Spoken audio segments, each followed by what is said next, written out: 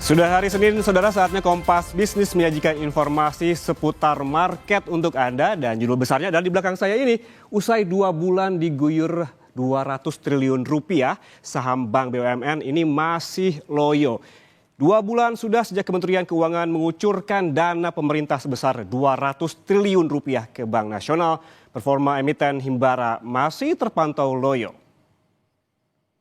Penempatan dana ini diatur dalam keputusan Menteri Keuangan nomor 276 tahun 2025. Menteri Keuangan Purbaya Yudisadewa bilang kebijakan ini dilakukan untuk meningkatkan likuiditas perbankan agar kredit dapat tumbuh dan mendorong pertumbuhan ekonomi. Purbaya juga menjelaskan dengan penempatan dana pemerintah di perbankan, pemerintah ingin agar perbankan bisa memanfaatkan uang negara yang nganggur untuk menggerakkan aktivitas perekonomian melalui penyaluran kredit. Lalu saudara, dengan semua target penyaluran dana dari pemerintah ini harusnya menjadi katalis positif bagi performa emiten Bank BUMN. Namun kenyataannya seperti apa? Kita lihat data berikut ini. Nah, ini dia, ini ada porsi dana ke Bank BUMN. Sebelum kita beranjak ke performa emiten Himbara, kita bahas dulu porsi dana di perbankan. Dana pemerintah sebesar 200 triliun rupiah ini disalurkan ke 5 bank milik pemerintah, yaitu Bank Mandiri, BRI, BNI, BTN, dan juga BSI. Adapun porsinya karena Bank Mandiri dan juga BRI ini dan juga termasuk BNI, termasuk kategori bank berdasarkan modal inti atau KBMI 4. Ketiganya mendapatkan kucuran dana masing-masing sebesar 55 triliun rupiah. Kemudian ada juga BTN, di mana di sini BTN masuk KBMI 3, maka mendapatkan porsi lebih sedikit, yakni sebesar 25 triliun rupiah. Demikian juga dengan BSI yang mendapatkan kucuran dana paling sedikit, yaitu 10 triliun rupiah. Lalu saudara, pertanyaannya, apakah dana yang dikucurkan ke masing-masing bank oleh pemerintah sudah diserap dengan baik? Kita ulas di data berikutnya untuk Anda. Nah, ini dia serapan dana ke Bank BUMN. Seperti yang dipaparkan Kementerian Keuangan hingga 22 Oktober 2025, tercatat dari total 200 triliun rupiah penempatan dana pemerintah, Bank Mandiri dan juga BRI telah menyerap 100% biaya yang disalurkan, yaitu masing-masing sebesar 55 triliun rupiah. Sementara saudara, BNI ini terpantau baru berhasil menyerap 68% dan BTN ini dengan serapan yang paling kecil yaitu 41%. Dan terakhir ada BSI di 99% serapan. Sehingga apabila ditotalkan jumlah realisasi penyaluran dana tersebut mencapai 84% atau 167,6 triliun rupiah.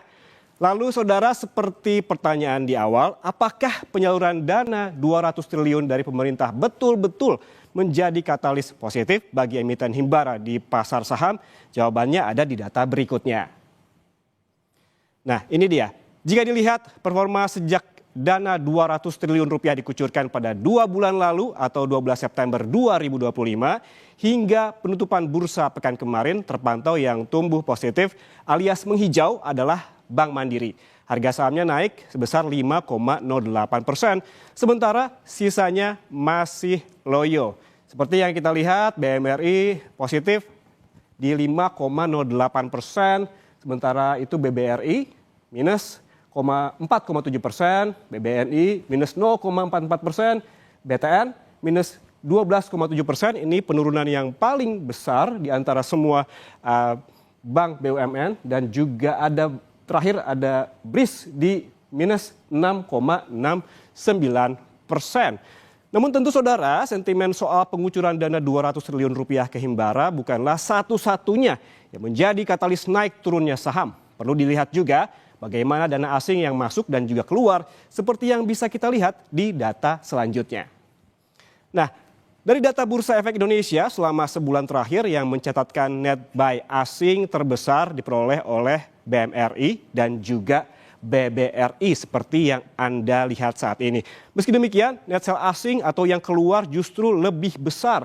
Secara rinci, angkanya berikut ini. BMRI ada 9,5 triliun rupiah yang masuk, sementara yang keluar ada 10 triliun. Dan BBRI ini yang masuk juga 9, triliun rupiah, sementara yang keluar lebih besar lagi yaitu 11,5 triliun rupiah. Dibandingkan dengan BMRI dan juga BBRI dan tadi Mandiri dan juga BRI, BNI termasuk yang lumayan karena net buy lebih besar dibandingkan yang keluar dengan selisih dana yang masuk sebesar 95,8 miliar rupiah. Sementara BBTN dan BRIS selama sebulan terakhir juga lebih banyak dana asing yang masuk dibandingkan yang keluar. Perlu diperhatikan juga saudara, selalu ada pergerakan investor yang mempengaruhi harga saham perbankan setelah keluar laporan keuangan. Bagaimana laba bersih 5 bank BUMN hingga bulan September 2025? Berikut kita lihat datanya lebih lengkap. Nah, ini labanya. Hingga September 2025, Bank Mandiri mencatatkan laba bersih sebesar 37,7 triliun rupiah, turun 10,25% secara tahunan di periode yang sama tahun 2024, sebesar 42,01 triliun rupiah. Hingga kuartal 3 2025, BRI juga mengalami penurunan laba sebesar 9,01% secara tahunan. BRI mencetak laba 41,23 triliun rupiah tahun lalu di periode yang sama sebesar 45,36 triliun rupiah. Laba bersih BNI juga turun saudara, ini sebesar 7,32% pada September tahun ini dengan besaran 15,12 triliun rupiah. Sementara September lalu mencatatkan laba sebesar 16,42 triliun rupiah. Berbeda dengan 3 bank sebelumnya, ini BTN dan BSI justru mencatatkan pertumbuhan laba secara tahunan pada September tahun ini yang masing-masing tumbuh ini sebesar 10,6% dan juga 9,04%. Dan saudara, apalagi sentimen yang membuat emiten Himbara di pasar saham Indonesia masih loyo? Apa penyebabnya? Dan apakah ini saatnya borong atau tahan dulu? Susah jeda, Kompas Bisnis akan kembali untuk Anda. Saudara, soal saham Bank BUMN yang masih loyo, kita bahas dengan Praska Putrianto, CEO Advisor Provina Visindo untuk membahas kinerja saham Bank BUMN lebih lengkap lagi. Mas Praska, selamat pagi. Ya, selamat pagi. Ya. Mas Praska, ini mengapa ya kebanyakan saham perbankan ini masih loyo padahal terpantau IHSG sudah menyentuh all time high pada pekan lalu? Ya, baik. Jadi kalau kita lihat kinerja saham perbankan itu relatif bisa dikatakan masih wait and see ya secara pergerakan. Karena kalau kita lihat kan sini kan rilis data kinerjanya per kuartal 3 ini mayoritas mengalami perlambatan. Contoh misalnya Bank Mandiri, Bank BRI, Bank dan juga Bank BNI ya, itu sama-sama mencatatkan perlambatan pertumbuhan penjualan dan namun mengalami penurunan pencatatan laba ya. Jadi laba operasional maupun laba bersih mengalami penurunan dibanding periode sama tahun lalu.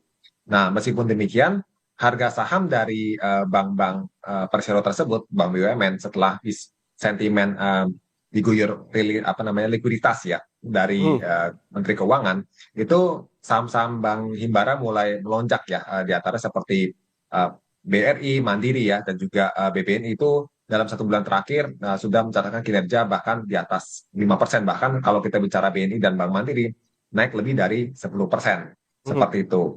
Nah, jadi saham perbankan yang masih loyo ini menurut saya secara kumulatif memang tampaknya belum terlalu terangkat ya. Nah, jadi membuat bisa dikatakan untuk kinerja ke depannya saham perbankan ini berpeluang untuk kembali naik karena secara valuasi dan juga secara prospek kinerja dengan sentimen rilis likuiditas tersebut sekitar 200 triliun yang serapannya sudah hampir 100% ya kalau kita bicara di Mandiri dan BRI, itu membuat prospek kinerjanya akan kembali meningkat di akhir tahun ini. Oke, selain Bank Mandiri, bank Himbara lainnya juga ini terpantau selama 2 bulan terakhir ini minus begitu di pasar saham. Mungkin ini bisa ditayangkan grafisnya terkait dengan performa kinerja saham BUMN selama 2 bulan terakhir. Terpantau begitu Bank Mandiri selama 2 bulan ini positif ataupun bertumbuh begitu sebesar 5, persenan lebih begitu. Menurut Anda apakah uang ataupun dana pemerintah sebesar 200 triliun yang telah dikucurkan ke Bank BUMN ini menjadi katalis positif yang kuat untuk mengerek saham, atau sebaliknya karena memang hingga saat ini terpantau masih loyo. Kemudian apabila demikian, sebetulnya sentimen apa saja yang mempengaruhinya? Baik, jadi kalau saya melihat ya, memang katalis pertama yang membuat saham-saham Bank Himbara, contohnya misalnya BRI Mandiri ya, dan BNI itu melonjak tentu saja karena guyuran likuiditas tersebut dari sebesar 200 triliun.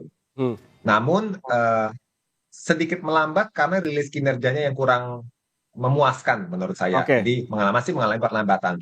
Tapi yang menjadi katalis positif adalah kita melihat cara data makro dulu ya. Data pertumbuhan penyaluran kredit atau loan growth kita itu tampak mulai membaik.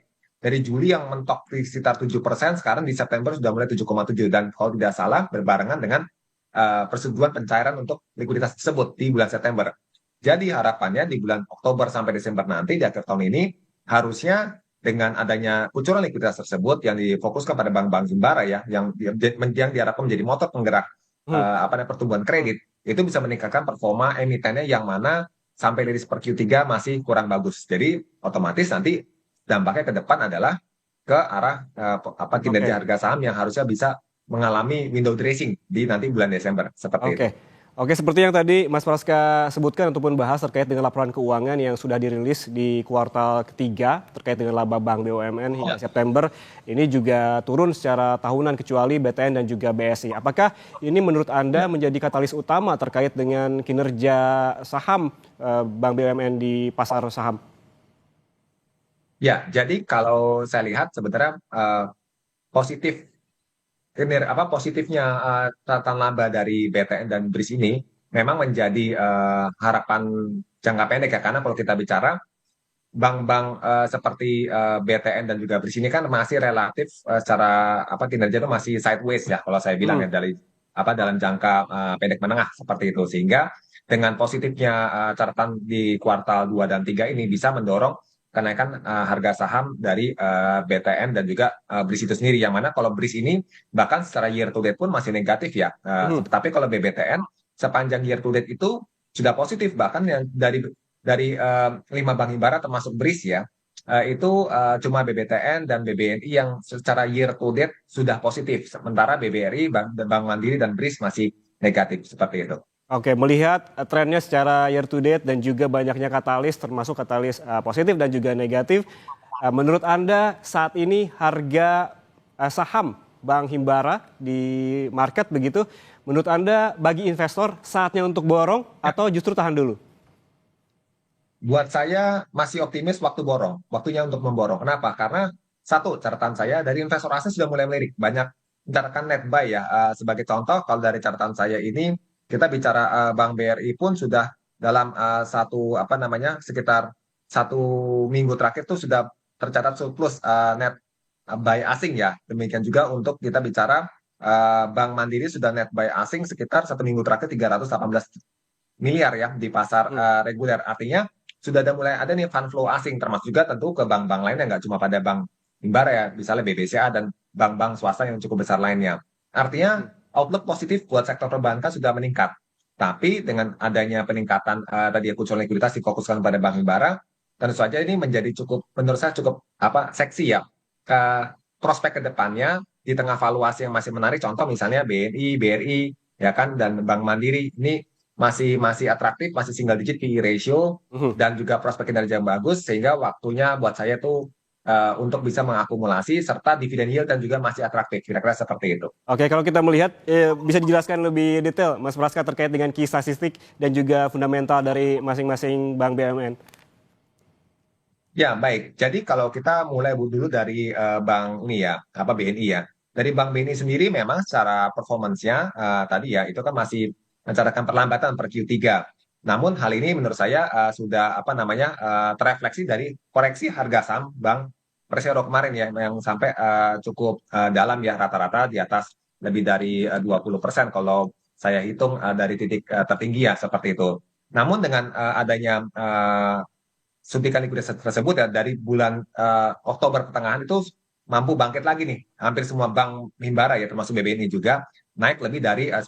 Contoh kalau BBNI dari 3.800 sampai 4.500. Dan itu masih ada peluang kenaikan. Dan secara statistik tadi namanya valuasi istilahnya, Bank BNI itu masih single digit PE ratio masih sekitar 8,24 kali dan book value masih price to book value masih sekitar 0,97 kali. Artinya secara daya tarik valuasi masih menarik, secara fundamental dan juga cara kinerja harga saham masih belum banyak terapresiasi.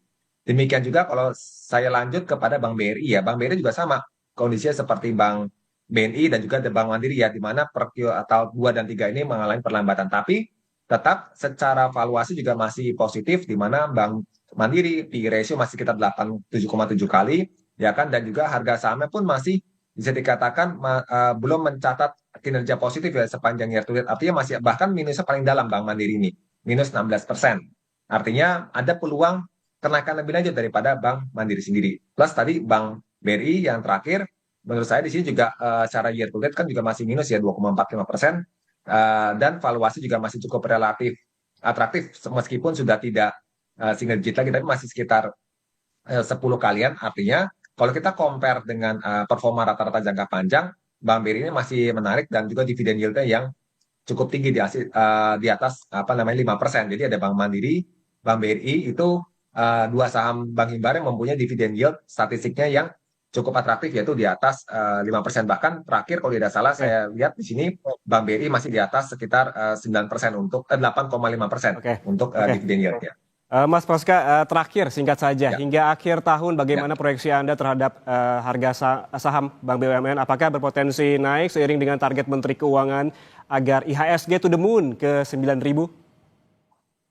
Ya, baik. Dari saya sendiri, saya masih optimis Bank Himbara masih berpeluang naik ya. Di antaranya kalau kita bicara Bank BNI, masih ada peluang untuk bisa sampai kembali kepada level 5.000. Sementara kalau Bank Mandiri, ada peluang masih bisa kembali ke tutup gap di level 5.500-an. Sementara kalau untuk saham BBRI ya, di sini masih ada peluang untuk kembali ke level resisten sebelumnya di level 4.400-an. Artinya masih ada peluang-peluang kenaikan lanjutan dalam jangka pendek ini yang bisa menopang IHSG pada akhirnya membuat IHSG ini bisa paling nggak tutup di all new time high lagi. Kira-kira seperti itu. Oke, berarti ruang tumbuh bagi saham-saham Bank BUMN ini masih ada begitu ya, sehingga memang seperti Mas Praska bilang tadi, apabila ingin borong juga memang masih menarik begitu meskipun valuasi ataupun ada perlambatan begitu, dan secara statistik juga terbilang masih menarik begitu ya. Terima kasih Praska Putrantio, CEO Advisor Provina Yusindo atas waktunya bersama kami di Kompas Bisnis. Sehat selalu. Terima kasih, selamat pagi.